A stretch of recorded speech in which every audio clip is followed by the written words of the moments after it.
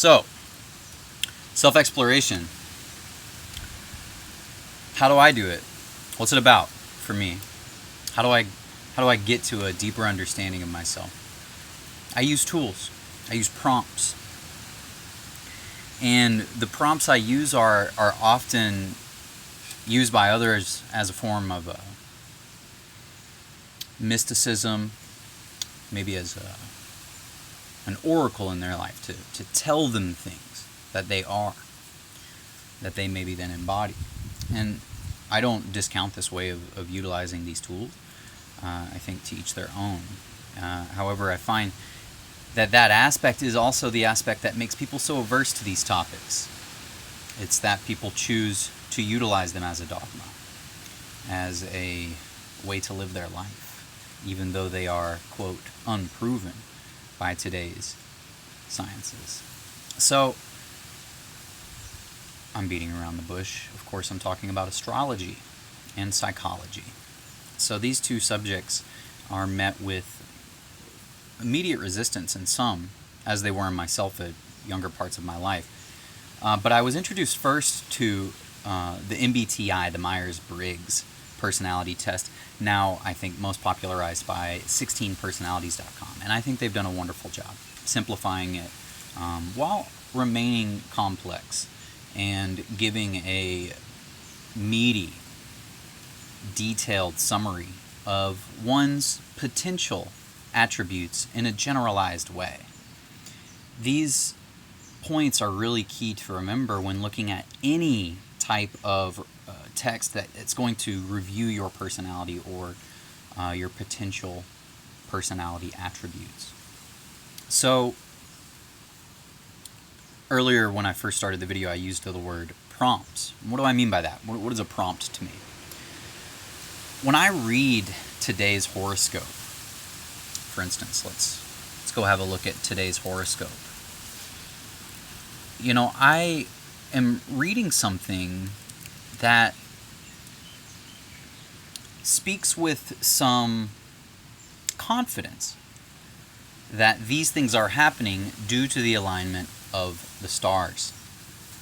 So, say for instance, today, the chosen reading on my one of my preferred astrological websites is astro.com. Today's horoscope was regarding Mercury moving through the 8th house.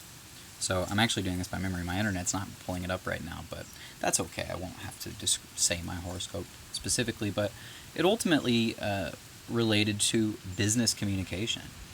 And now today was a unique day in that I read the horoscope after I had already completed some activities in my day. Usually I do read it first thing in the morning. It's what I like to do on the toilet.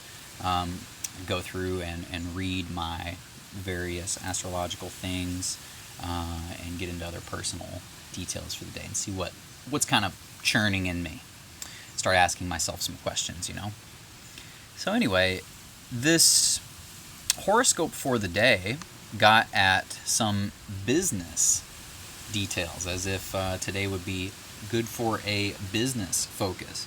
And that's because, or business communication more specifically, thinking of business. So it says here, it just loaded, under this influence you should make plans concerning your professional life or the equivalent area of your life. Think about what you have been doing along these lines and whether or not it is working out as you want it to. If necessary, plan to make changes that will improve it for you, etc., etc.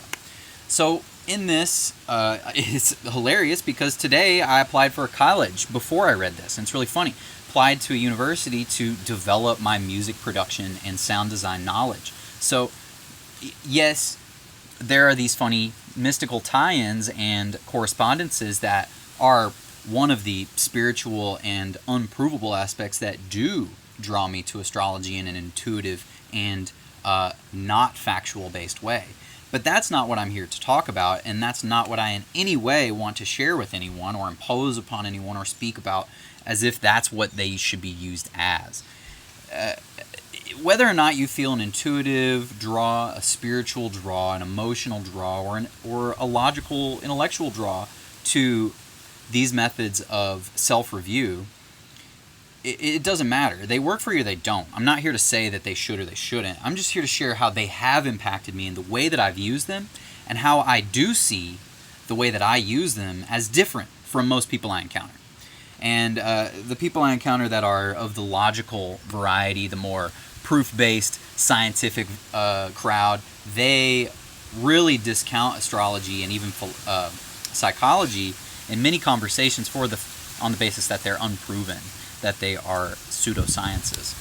So, what do I mean by prompt? What is a prompt to me? A prompt is a question to myself. And what is a question? Does a question hold a truth in it? Maybe via interpretation, but not inherently does a question hold a truth. A question holds an inquisition. It wants to learn something. And that's what the prompt is to me. When I read business communication, it's not a moment for me to say, oh my God, that's amazing, I applied for college today. That's exactly right, stars. Great job, you get me. It's like, yeah, that works. You can do that. And in my head, sometimes I do that. I think it's really weird. I'm like, holy shit, you got me. Wow, that's fucking weird. Not gonna lie, it totally does get me sometimes. But that's not the important draw. That's not the deep, personality-based, spiritual-based, life progress path, future-based information I want to gain. That's a celebration. Cool. I'm always for a celebration. I love to celebrate and celebrate celebrations.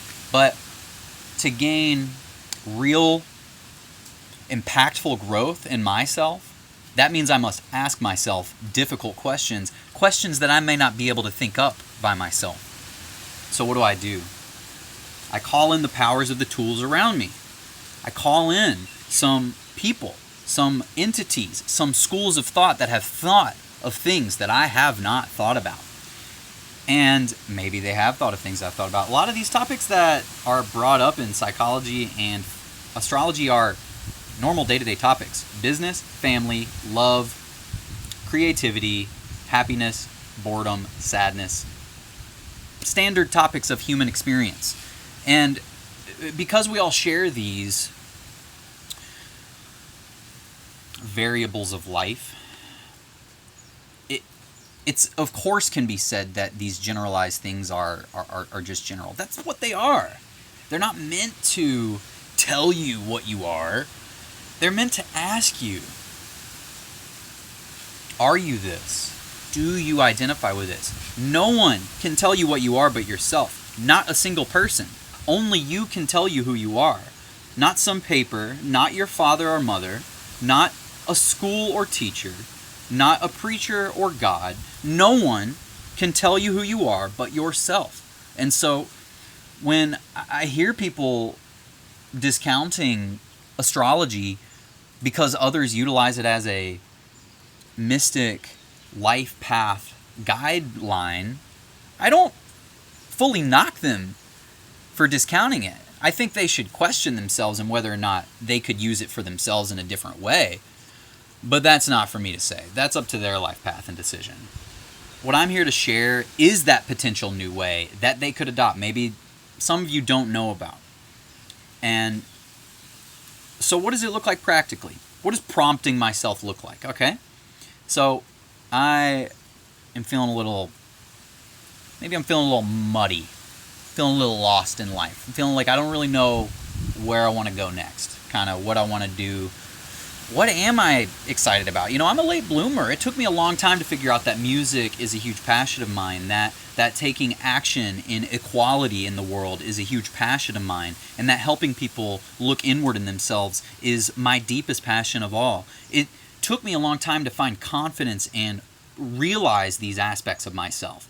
And I'm not the only late bloomer out there. I'm surely not.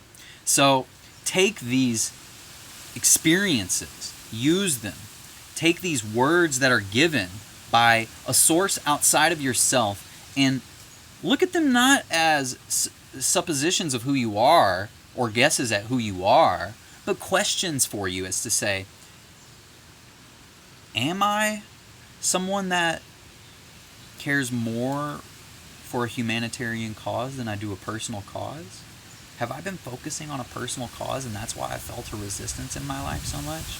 These are some of the very deep and difficult questions that are prompted to me through astrology and psychology.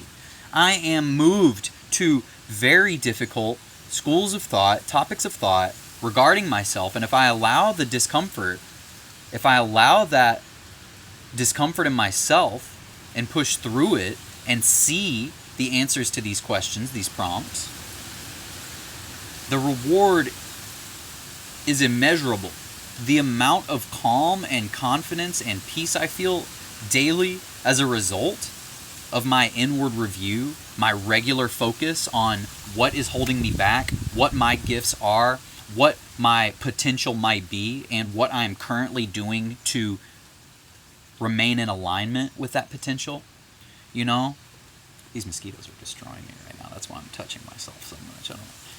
It's a good body, but it's these mosquitoes, I promise. Fucking, there are a lot of things. You know, sometimes you start a sentence and you don't actually have anywhere to go with the sentence. That was one of those. I said, there are a lot of things, and I didn't actually know what I was about to say next. It's pretty funny. But,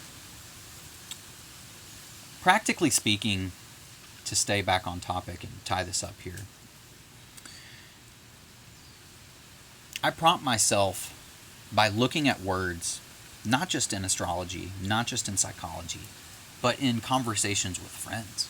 Questions I hear someone else that ask themselves or ask another person, that's an opportunity for me to ask myself that question. Does that affect me that way? When I see someone get offended by something, does that offend me? Why does that offend me? Why am I resistant to that? You know? It really helps me lean into my resistances by constantly reviewing various details as presented by outside sources. It is inevitable that some of those details and variables will be some that I'm resistant to. Many I embrace, but many I'm resistant to. And those are the moments that I get to prompt myself and say, why am I resistant to that? Look into my past, my childhood, my relationships with myself and others. Say, why am I resistant to this detail? This aspect of myself. And that's it. That's really it. And so if I can maintain asking myself that question, why am I resistant to this detail of myself or this detail of the world, then truly I'll be okay. And you will be too. Have a good day.